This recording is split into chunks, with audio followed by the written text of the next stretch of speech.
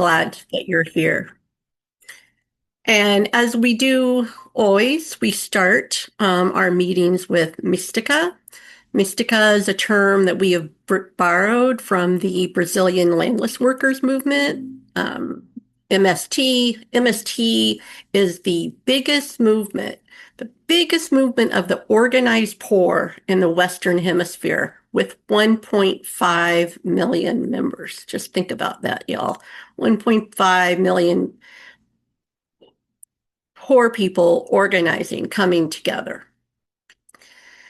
And the Mystica grounds us in the practice of capturing the spirit of the struggle, the lessons, hardships, feelings of historical and contemporary struggles for human rights and liberation. And one of the most important aspects of this Mystica is how we can use it to build collectivity of the working class as a whole.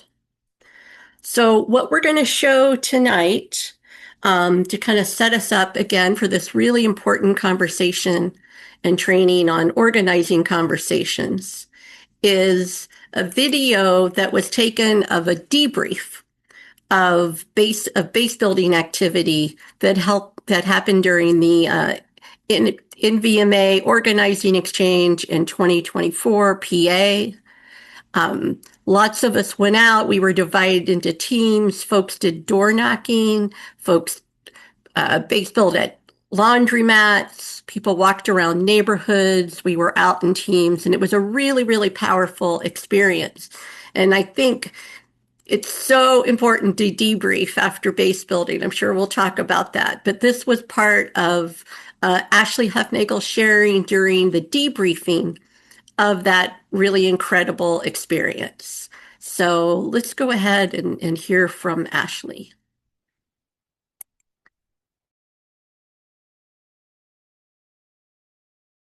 So I was in the Green Manors in Altoona, and I did some door knocking with Leslie. And yeah, it was a really powerful experience. You know, I think we got to maybe 2 of the different buildings. You know, we didn't knock that many doors, but we just had so many long and deep conversations with people. And I know, you know, part of the organizing conversation is to agitate people. But I don't know about you, but I was getting agitated, you know, hearing these stories. It's also about us being just, you know, every door we opened, it was wow, this is a healthcare crisis this person is dealing with. Serious health crises, every single door. We talked to one woman who's on Medicaid. She, you know, says, you know, I need this for my life-saving medication. I have asthma. This medication would otherwise cost $500 and I can't afford it. She's a first responder and is every day dealing with people who are having health crises that could be preventable. But because we don't have, you know, a universal, you know, quality healthcare system, we don't have our basic needs, you know, met. People are dealing with these crises. But also one of the things that I really noticed is the social isolation piece. So Crow, you were talking, other people were talking about just oh, we have so much social anxiety and it's so scary to go and you know, knock on a door, and, you know, we have these preconceived notions about what people, but that's what I really felt on the door. There was a couple of times where initially people were not, you know, not in any way just more one guy came out and he was I'm not really good at talking to people, and he seemed really at first really shut down, and then after that conversation just really opened up. And then another woman on the door, you know, we were asking her a question. She was I don't know what to say. I'm not really good at, she was basically talking and answering questions. But after a while, she, at one point I was I'm so sorry, we're gonna follow, you know, but we had to actually go because we were there for so long. But her story was just so enraging because her child was taken away from her, her 2-year-old, because she's living in poverty. And her situation was she gave birth, okay? And no one gives a shit about you after you give birth, you know? And so she was like dealing with major health issues, okay? And they wouldn't listen to her. She kept on going back and saying, like, this doesn't feel right, like something's wrong, and they wouldn't listen to her. And then she was living all by herself because they wouldn't let her partner live with her because he's not on the lease. And so she's trying to take care of a newborn all by herself while she's dealing with this healthcare issue. And then I guess it's CYS here, but then they were hounding her and they took away her child, and she's fighting to get her child back. Shame. Shame on the government.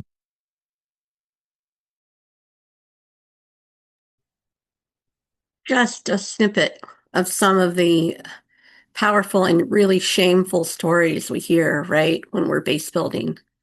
Um, just makes it all the more real why having these conversations breaks our isolation. And it's so powerful to do and when we come together and share our stories. So I'm going to pass it back to Katie, who's going to walk us through our goals and a review of the agenda for tonight. Yeah, thank you. Taking a deep breath with everyone as I appreciated Ashley naming that we are going out to agitate, but then that wow, I mean, I'm feeling agitated after that story, right? But we have goals together tonight to continue to sit with our grounding and the energy that we're holding together and knowing again why we're building this movement together. I don't know about you, but I definitely need to continue to learn and refresh on parts of organizing conversations. So we're going to do that together tonight. We are here to also together understand how we can use organizing conversations in base building. And we're going to get better at tackling some of the common challenges in our organizing conversations and practice and have fun. So we're better prepared for our base building season that we are heading into together. So those are our goals. And we're going to do that, hopefully meet these goals together tonight by going through an agenda that we have pulled together. Thank you to all of our organizing planning folks who have pulled together this agenda for us tonight. We're going to go through our community agreements in a minute, and then we're going to review and ground ourselves in who we are as the Nonviolent Medicaid Army. And we're going to review a zine on organizing conversations. We get a chance to learn the skills of having an organizing conversation. We're going to get to practice conversations together. And again, we can make this fun. And then we're going to have our next steps in closing. So that's what we get to look forward to together in the next little bit. And I'm going to pass it to Mr. Blackwell to help us with the community agreements tonight. Hello, everyone. Mr. Blackwell here. I'm in Philadelphia. Woo-hoo. Glad to be here as always. I'm here to read the community agreements. Can everyone hear me okay? Yes, we can hear you. Thanks, Mr. Blackwell. All righty. Let me just jump right into it. First of all, we got the platinum rule. Teach others the way they want to be treated. Oh, sorry. Treat others the way they want to be treated, not just the way you want it. Right? We have one mic. Only one person should speak at a time. Okay, then we have assume positive intent and take care of impact. Not everyone comes in with the same set of experiences, knowledge, or so assume that people have good intent. Also be accountable for the impact of your actions as well. So then we have move up, back. You feel you are speaking a lot, make space for others to speak. And if you find yourself not talking, try to contribute some comments, ideas, or suggestions. We have respect each other's time. Please come back on time from breaks and refrain from speaking long monologues. Okay, and then we have no one knows everything, but together we know a lot. This agreement asks that we all practice being humble and look for what we have to learn from each other in the room. Oh, sorry, I gotta switch angles here. Oh, sorry. It asks us to share that we know as well as our questions so that others may learn from us. Sorry, I had to switch there. I couldn't see it. We are all responsible for the success of the space. In contrast to how we experience ruling class education as a product of to be consumed, we believe that everyone has the ability to learn and teach. We expect all members to take an active role in the success of the gathering. Everyone is valuable. Supporting each other and creating the conditions for each person to engage and contribute as fully as possible is an essential step toward creating an organization and building the power and need to change.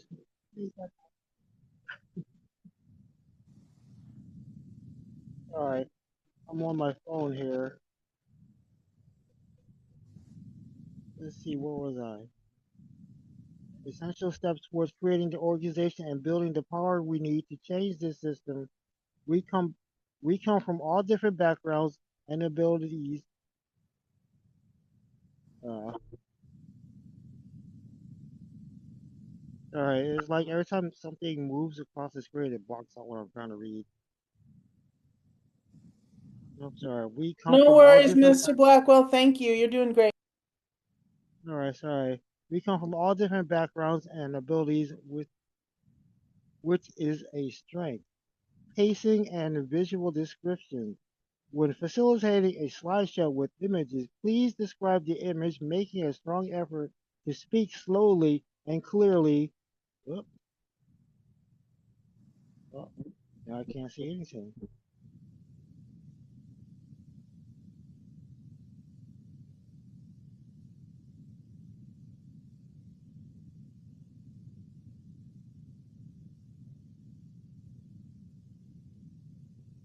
All right, it's back. All right.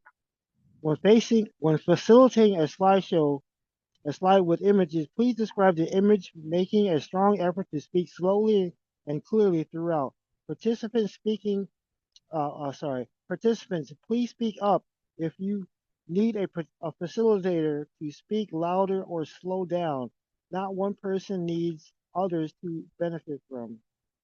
All NBA and the events are drug and alcohol-free substance-free spaces. We, we respect the needs of others, of members in recovery or who otherwise may not be able to be in the presence of drugs or alcohol. Members should not be intoxicated or using substances during or while participating in NVMA spaces, virtually over Zoom or in person. Woohoo! I made it.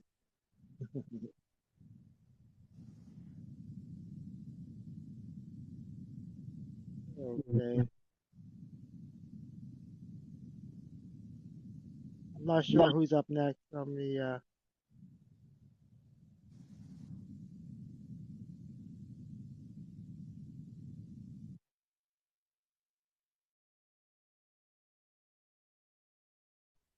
Hey folks, this is Yu Ling. I use she, her, they pronouns. I'm based in Cleveland, Ohio. Um, so here's a slide. We're going to take 3 slides to talk about who the Nonviolent Medicaid Army is. And here you can see a picture of Joy in Pennsylvania. The slide says, the Nonviolent Medicaid Army of the Poor is a growing politically independent force of the poor and dispossessed, united across identities, regions, races, and issues, modeled after MLK's Nonviolent Army of the Poor from the Poor People's Campaign of 1968. In this slide, we see Vermont in New York with their Medicaid Monday story. Let's see. Sorry, I'm getting those boxes as well, so I'm seeing if I can pull it up somewhere else. Those who are on or excluded from Medicaid represent the diversity of the entire working class and are impacted by every single front of struggle: housing, living wages, food, education, debt, migration, incarceration. The fight for Medicaid is common to the North and the South. And is there someone that would like to read the last slide? You can just put your name in the chat. Being on or excluded from Medicaid objectively. Units a huge section of the leading social force, the group of people that has the most to gain and the least to lose from a fundamental transformation of society. Thanks so much. I'm sorry, I can't see who read that. Thank you so much. On this Jeanette. slide, thank you. On this slide, we see Melissa in Maryland with their Medicaid Monday story. Thanks, Jeanette. Thanks, everybody.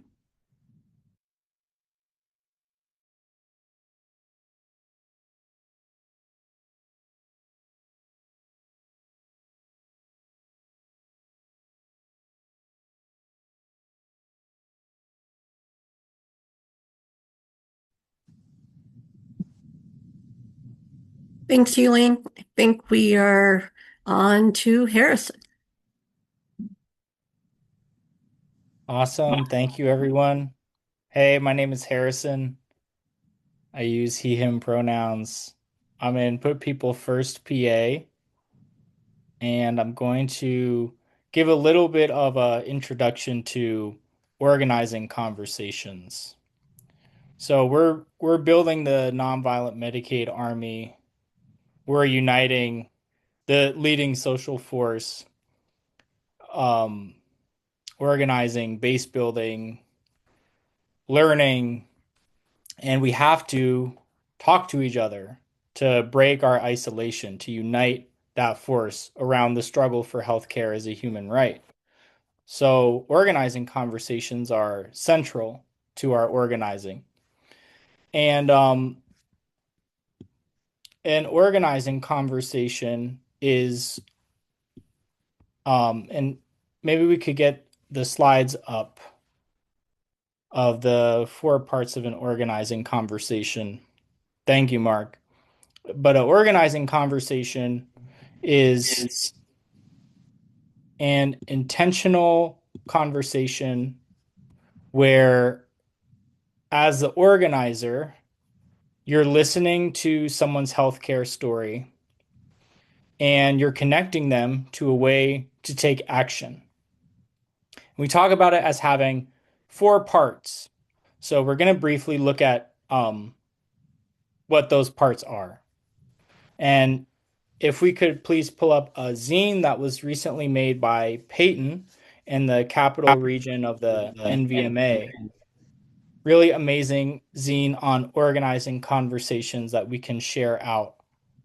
I'm going to be taking us through the parts. So I'll start with the intro. We have to introduce ourselves. Every organizing conversation, right? We have to start off with an intro and let people know who we are and who we're with. So our intros need to get right to the point. You want to say who you are, right? My name is Harrison. I'm with the Nonviolent Medicaid Army. Say what you're doing. We're out here knocking on doors today, talking to people about healthcare, and get to the question, right? Get to something that's gonna get the other person talking. Is healthcare an important issue to you? You could even do it like, my name's Harrison. I'm with the Nonviolent Medicaid Army. What's your name? Wait for them to respond. Then we're out here today talking about healthcare. What's your experience with healthcare been? So, right, the intro, it has to be short. We can't go on for too long, and we have to get to a question. But we have to introduce ourselves, break the ice. So we could go to the next part, which is listening. And an organizing conversation is mostly listening. In an organizing conversation, you're never talking at someone. You're really listening to them most of the time And when you're not, you're asking them questions that are meant to get them sharing and get them talking. That's the purpose of an organizing conversation. It's not arguing with people. It's not explaining things to people. It's listening. And yes, we will share this zine out. So let's keep it moving. Organizing conversations are also agitating. Ashley talked about that in the Mishtika, right? In agitation, it means like getting people to think about something differently. It's shaking up the status quo, right? Because our whole system is not about healthcare as a human right. And what we're doing, talking about healthcare as a human right, talking about everyone should have Medicaid, that's different. That's very different from how people are conditioned to think. And so when we have these conversations, we have moments where we can really get people to stop and think about their own situation differently. Like, why do you think that's happening? Or what do you think we would do to change this? Right? It's not about looking for the right answer to see if the person gives us the right answer. It's just about getting them to think, to start thinking. And then we finally we get to the ask or a commitment. Every organizing conversation has an ask. It has to. No one gets organized in one conversation. Like there's no such thing as you have the perfect organizing conversation and then voila, the person is organized. That's not how it happens. But having an ask, it gives us a way to follow up with people. And that's key. That is how someone gets organized, is by building a connection with them. And so the ask very often is about solidifying that reason, getting that person to take action, even in the smallest way, so we can follow up with them. And Rebecca is going to talk a little bit more about organizing conversations, and then we'll get more into agitations and asks. So I'm going to pass it over to Rebecca. Thanks, Harrison. I'm Rebecca. I'm from Northeast Pennsylvania. I use she, her pronouns. And then so in this little part of the slide, what we're doing is we're asking folks to share their contact information so that we can keep in touch with them about what we have coming up, right? And then if you could move down to the next, great. So the next thing that we want to do is we want to debrief and follow up. That's something that the folks who have gone out and done the door knocking or had the organizing conversations are going to do together, right? So it's a time to review having all the conversations we had with everybody that we met, and we want to make a follow-up plan, right? And make sure that we are accurately recording all of our contacts and reaching out to those contacts within the next week, right? Debrief and follow up is a very important part of what we do. Like Harrison said, nobody instantly becomes organized with one conversation. It's one step in a long process, and it often takes 2 or 3 attempts to reach out to somebody and really connect. And if you can move down to the next slide.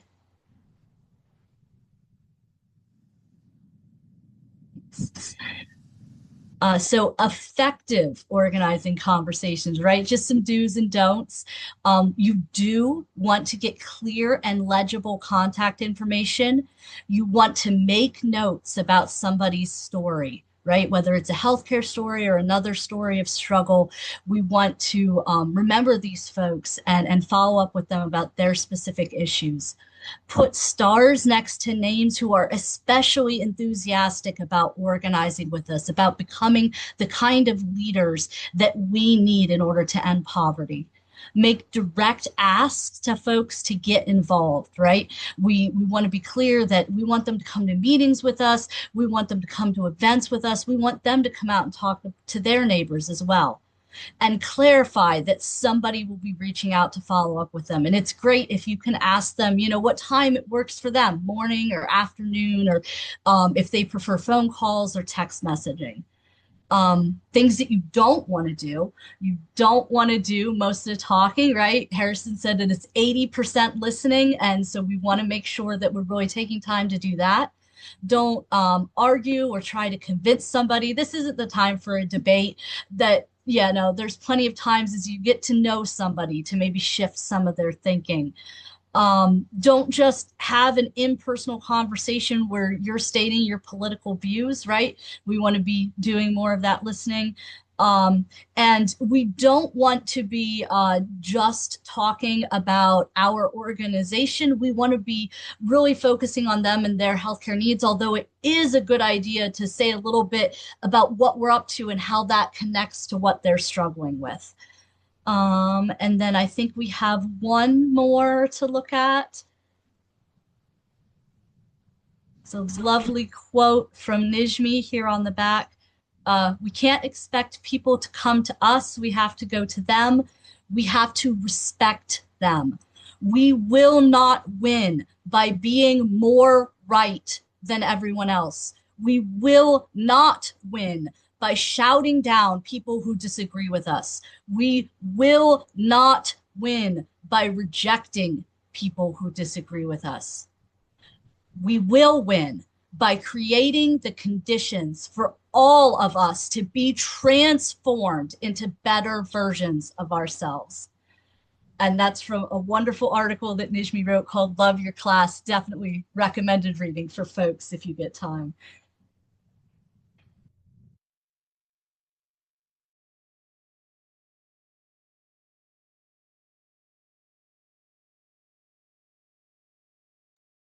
Awesome. Thank you so much, Rebecca.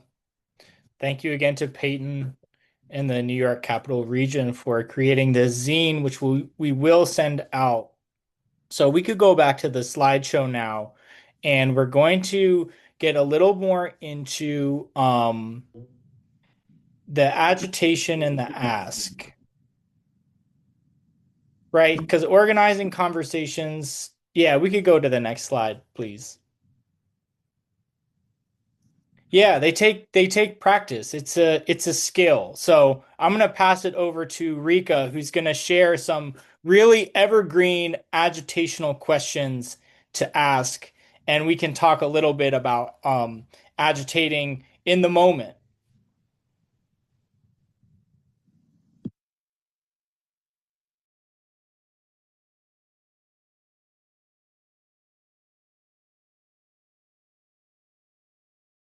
Rika, you're on mute, by the way. The first one is what would your life be like if healthcare was a human right? And most of the time people have something to say about that. So, and do you think healthcare is a human right? You can ask them, and they can come back and say, well, no, I don't think it's a human right because we don't get anything. And then you say, well, don't you think we should be changing that because everyone deserves health care? That's another one. Why do you think things are this way? And then they'll say, oh, because people up there use the system. And you'll say, why would you think we use the system as much taxes we pay and as much money that they put on wars? Why can't they give us health care? They'll throw money away for wars that are not necessary, but won't give their people health care. Why do you think they do that? And there's another one. Why do you think things are the way they are? Why do you think they are this way? And they might say, oh, it's just the way it is. And I say, well, don't you think we can change it? Why should we get crumbs when the people at the top are eating steaks and lobsters? Shouldn't we be eating the same thing? And that's another agitation you can say. Um, why do you think things are this way? I mean, oh, I said that one. How do you think we can change things? How do we change things? We organize. That's why we're out here. We're trying to get our people to organize because the people at the top have already organized and they already studied what we do. And we have to turn around and study them and organize so we can come together and beat the system. So those are some of the agitations. Do you Awesome. understand? Anybody have any questions?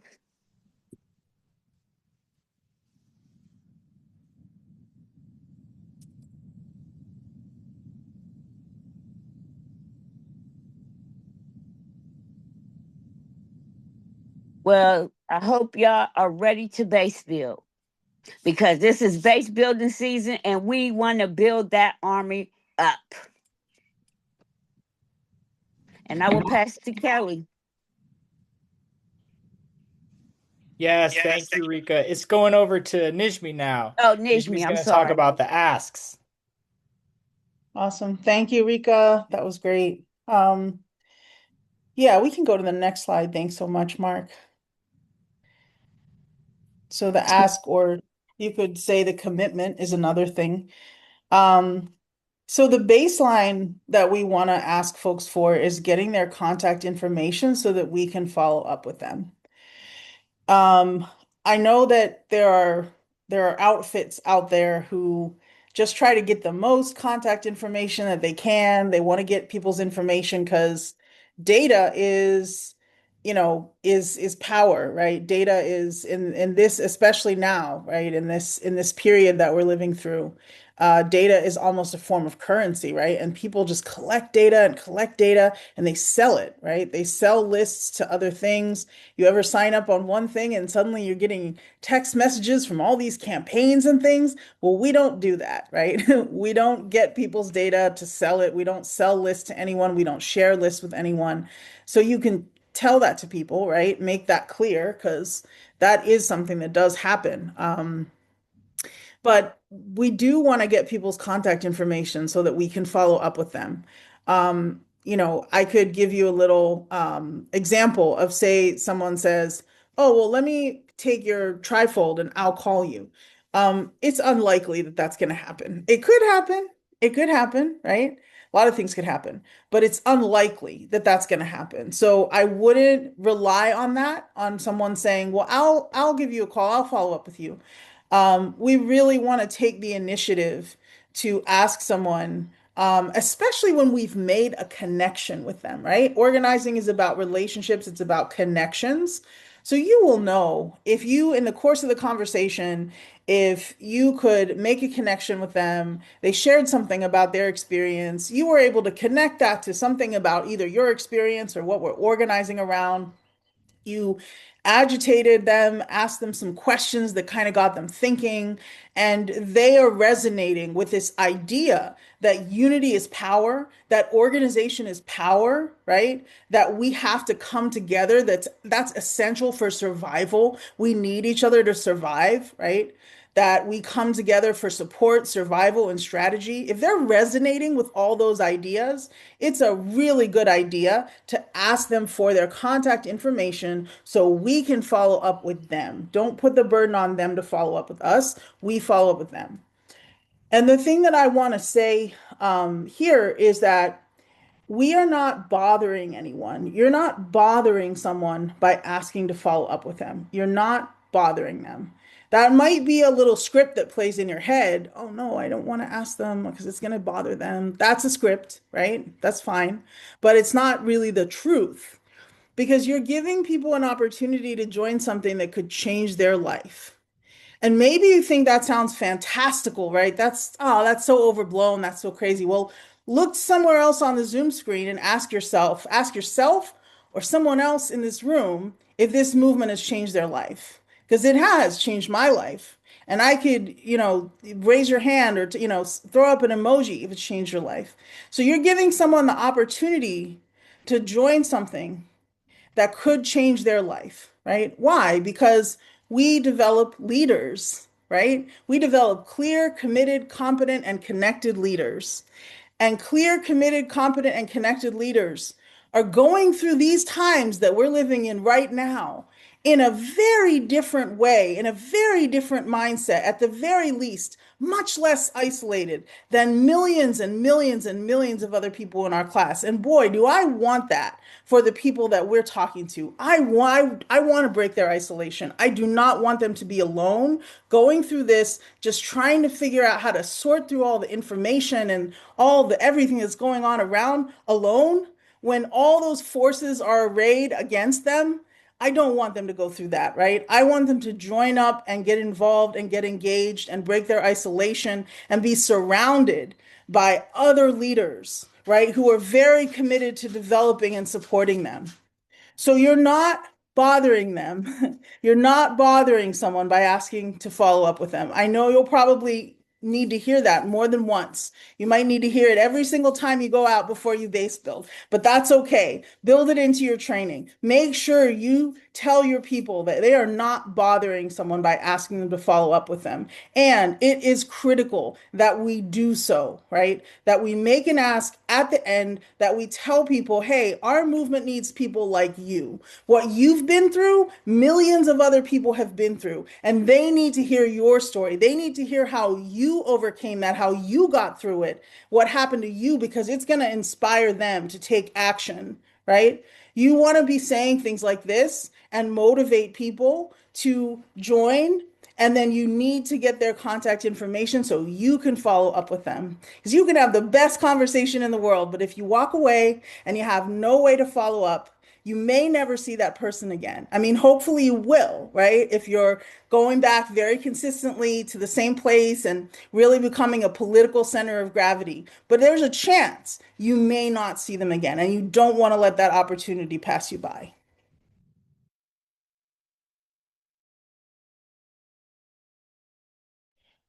Awesome. Thank you, Nijmi. Thank you so much. That was great. We can take off the slideshow now. We're about to do something pretty fun called the hot seat. And before we do that, a few of us are going to in the big group with everyone, we're gonna do a round of a hot seat just so everyone gets a sense of what we're getting into. And then we're gonna move into breakout rooms to do it in groups. So for this little practice, I'm going to include myself, Nijmi, Rebecca, Yuling, Rika, um,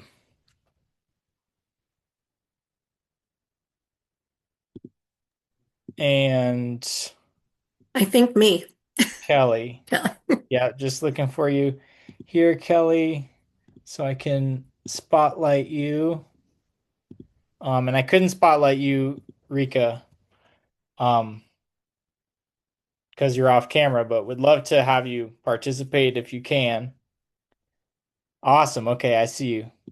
So we're gonna do a little round of what's called the hot seat. And this is a way to practice having organizing conversations. And it's a very fun way to do so. Um, one person is in the hot seat, and that person is playing the role of a new contact. So this is a brand new person that we're just meeting. We just knocked on their door, or we're doing a people's clinic, and we just met them. We're just meeting them, and everyone else in the group is having a conversation with this person. So it's an opportunity for us to support each other, get in there with each other, kind of tap in, tap out, get different tries to have the conversation and keep it going. And this really showcases that we all have our own unique way of accomplishing the goals of an organizing conversation. Everyone has their own style. And as you base build, as you practice, you get to keep developing and keep refining your style. And that's really fun. And you improve as well. So it's a really fun exercise to do, and not most organizing conversations aren't like this. We don't want to have like multiple people sort of chiming in. It's better when it's right one or two people together talking to a new contact, um, having a conversation. And here we're just, kind of suspending that and doing a little practice where we can all contribute, our give our contribution in the conversation. So we have one person in the hot seat. There will be someone facilitating, helping keeping things move, and then everyone else um, is there. Like, you can chime in, you can come off mute.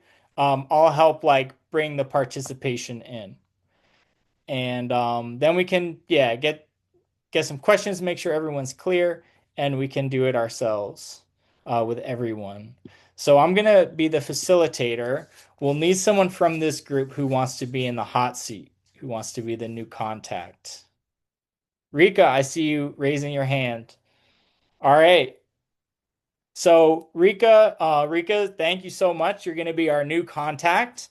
And let's see, what will this scenario be? It could be like I said, it could be at a people's clinic, could be a door knocking.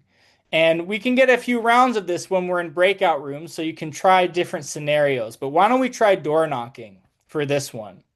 So we're door knocking in Rika's neighborhood, and we knock on Rika's door, and she opens it. What a great feeling!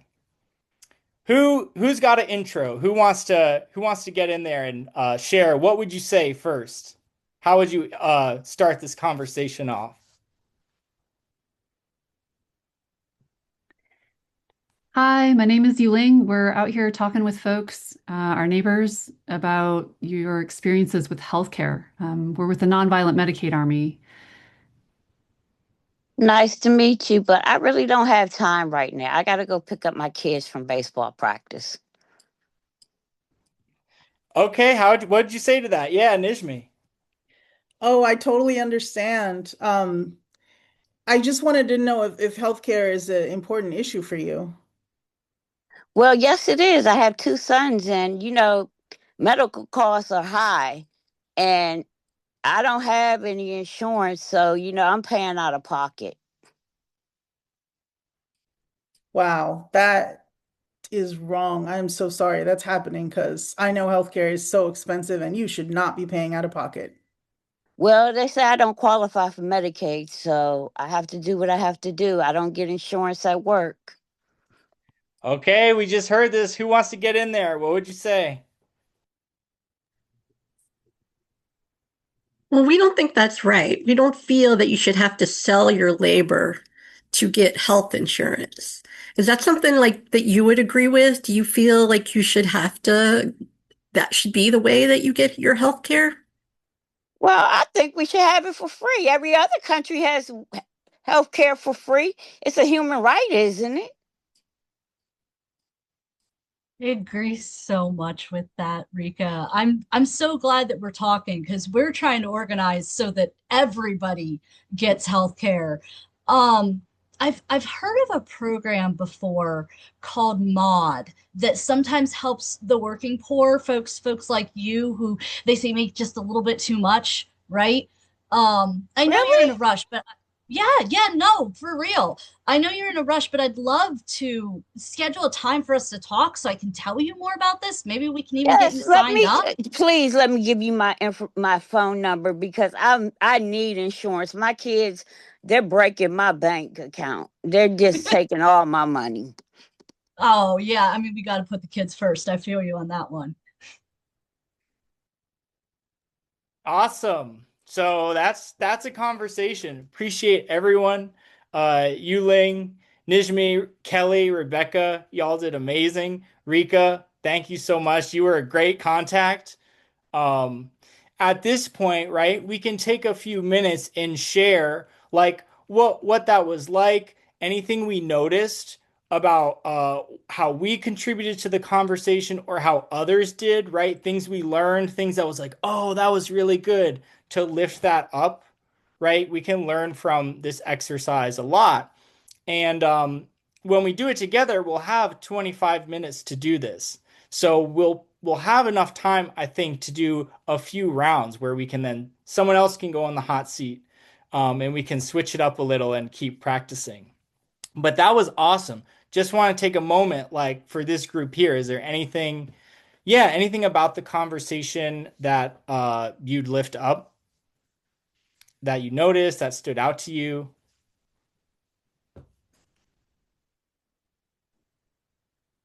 Well, I tell Would you what, appreciate it. I was trying to make sure they had to think.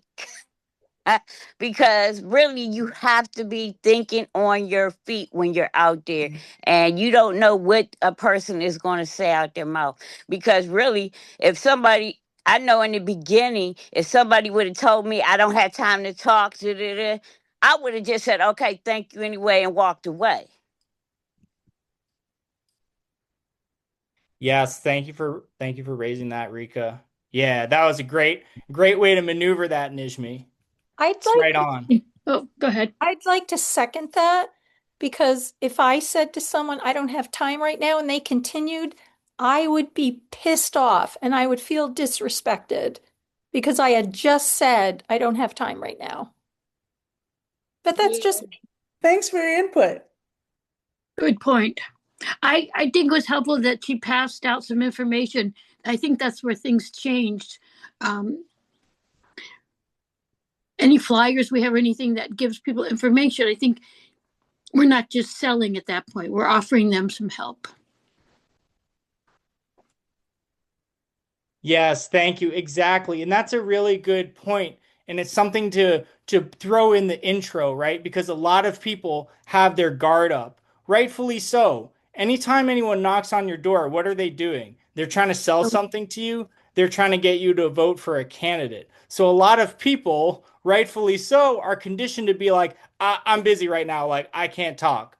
And so one thing you can do in the intro, throw in there like, that's fine. We're not selling anything. We're like everyday people that are fighting for healthcare. And read, right? Read people's facial expressions, read their body language because they may actually perk up. They may be more interested in talking. If we can really like show them as early as possible, like who we are and what we're doing. And I see Robert, you have your hand up, and then Kathy too.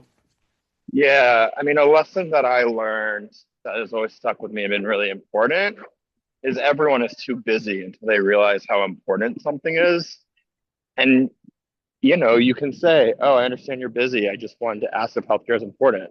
That's not forcing a conversation on them. That's letting them know what you want to talk about. They can then decide if they really are too busy or it's important enough for them to continue the conversation. Yeah, right on. Thank you, Robert. Kathy, yeah, and then Susan, and then we'll move into breakout rooms so we can practice this ourselves. Okay, Harrison, I have a question. So, some things in Pennsylvania are not as common to me as when I lived in Maryland. So, I think, Rebecca, I think you put in the chat about helping people with chips for her children. So when you have that handout that we would all have as we're going door to door, is that going to have information in there about chips? So for as an example, so that I would have that information to pass on. I know we're trying to just get a contact from them, but something like being able to say, here's a program might encourage them to feel like they were heard and there might be help for them. So that's my question. Yeah, I appreciate that, Kathy. It's a great question. And there's good things in the chat too. Two things I would say is the tools we bring out, there our materials when we go base building are really important, and they often touch on like the issues we're fighting around Medicaid cuts, the SNAP work requirements that are now coming to Medicaid, the fight, the lack of dental care in Medicaid. And so we have some materials if someone seems really interested in that. And like Rebecca also said, like if someone is interested in that, it's an opportunity for us to follow up with them. And it's okay to say like I actually need to talk to others in the organization who know more than me, but I'd love to connect you with them. Like, can I please get your contact info and we'll follow up with you. So it's okay that we if we don't know all the details right there, because it's just a reason to follow up with someone. And yeah, Susan. This is quick. I was kind of wondering what was going to happen when she said she was too busy too, and I think what something that really helped is as I recall, the first thing that Nijmi said was, "Oh, I totally get that." So she kind of validated what Rika was saying, and then that just made her more willing to hear what Nijmi said next. Awesome. Yeah, thank you, Susan. Right on. Appreciate that. All right. So let's take some time and we can do this in smaller groups together. So each group will have a facilitator and y'all can figure out who's going to be in the hot seat first. And everyone else, we can practice some organizing conversations collectively. It'll be really fun. Oh, there we go. I would second what Ramona said. I'm a newbie, and it makes me a little nervous to get out there talking to people. And I got great advice, and it was very supportive, and it was very helpful for when I get out there and I start talking to people more. Thank you.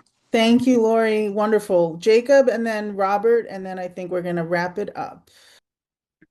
Yeah, I thought that everyone in my group did a great job. Um, I only I kind of held back a little bit on the first round, and then I was in the hot seat for the second. And I deliberately tried to throw them a curveball by having a scenario in which I'm purposely distracted and also not facing immediate need. And I felt like they all adapted to that really well by working off of what were my past experiences and what are my points in terms of um, interest in broader services for people who have been in common situations. So you know I just because somebody may already have healthcare and might even be satisfied with their healthcare does not mean that they've always been there and does not mean that they are not still interested in being a part of the solutions so other people don't have to face what they did. So kudos to everyone on my team. Thank you, Jacob. Awesome. Let's go to Robert, and then Joy is going to get the last word. Yeah, my group was really great too. We had some good conversations about what to do when someone is really, really challenging. And something I shared is a technique called affirm, answer, refocus. And so you affirm their value or their concern or their worries and answer them on the more technical part and then get them to think about the question you actually want them to think about, not their objection. So like someone might say, I don't, it's all the immigrants' fault. That's why I don't have health care. I would say, look, I hear you. It's really hard to make ends meet, but I don't think it's because of immigrants. I think we all deserve to make ends meet. And there are plenty of countries where they give healthcare to everyone, regardless of citizenship. What's the time that you've had to forego healthcare? Right? I haven't ignored them. I haven't dismissed them. I corrected them, but I've also affirmed that things are hard and that they're struggling. And I've gotten them to focus on what matters, that they can't afford healthcare, not that they think immigrants are taking our jobs and are depriving us of healthcare. Thank you, Robert. That's awesome. Appreciate you. Joy. I know it's like a good experience for everyone to get the door knock, because when we had our Justice Jam a year ago, I'm just surprised I walked out when I did, because for my experience, I never got the door knock. So it's completely different on everybody to like get the door knock. And I know I'm just glad I walked out at the right time taking my dogs out and saw everybody over at the basketball court where I live. So that was a big opportunity to me to come over and let everybody know about my story. And one other thing, I know I posted a Medicaid Monday. I had a follow up today. I do have an infection from where they took my thing out. Went today, got an antibiotic, and I got to do a follow up in a week. So still prayers, and if you guys want to reach out, see how I'm doing, that would be great. So yeah, big experience change for me, and love all the support. Thank you, Joy. Appreciate you. Yeah, everybody sent a lot of love and prayers to Joy. And thank you for lifting up that there's lots of different ways we meet people, right? It's not just door knocking. It could be a people's clinic. It could be because we're doing a justice jam and you come out and there we are playing music and having, a cookout.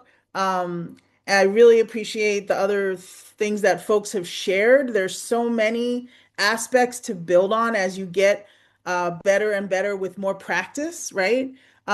This is an art and a science, and I think that was really shown here tonight with how everybody was trying it out, practicing, and the levels and depth of experience here, right? Because we actually have a lot of experience, even among us here, that everybody was bringing in, right? And that's connects to our community agreement, right? Everyone is responsible for the success of the space, and I really felt that tonight. So I just want to appreciate you all so much. And I'm going to pass it on to next steps.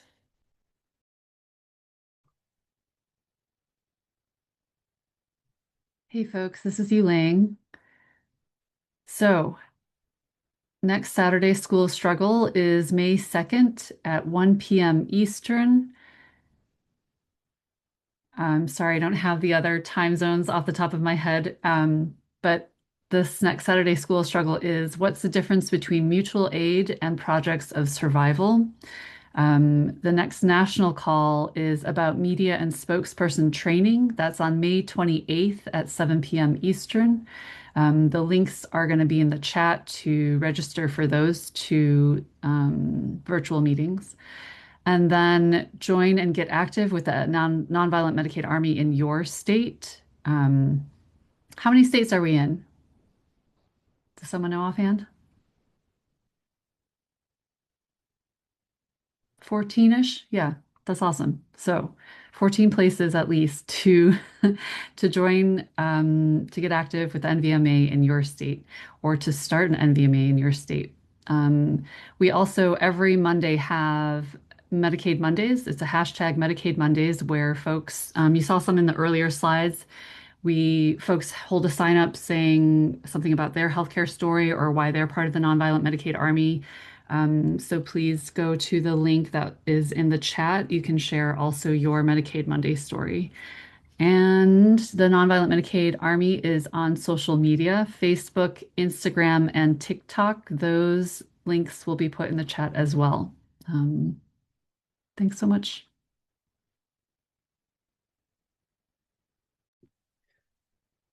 Thank you, Yuling. Okay, I want to give some thanks to some of the folks that made this call possible, especially our folks on tech, Mark and Robin.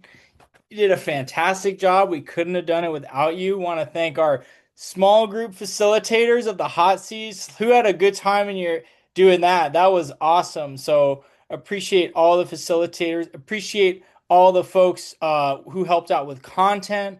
Rika getting in there, right? Appreciate John for base building. Thank you so much. And let's close things out with a chant. So when I say, "Who are we?" you all say, The Medicaid Army. Who are we? The Medicaid Army. Who are we? The Medicaid Army. Who are we? The Medicaid Army! Army! Thank you, everyone. Have a great night. Good night. Thank you.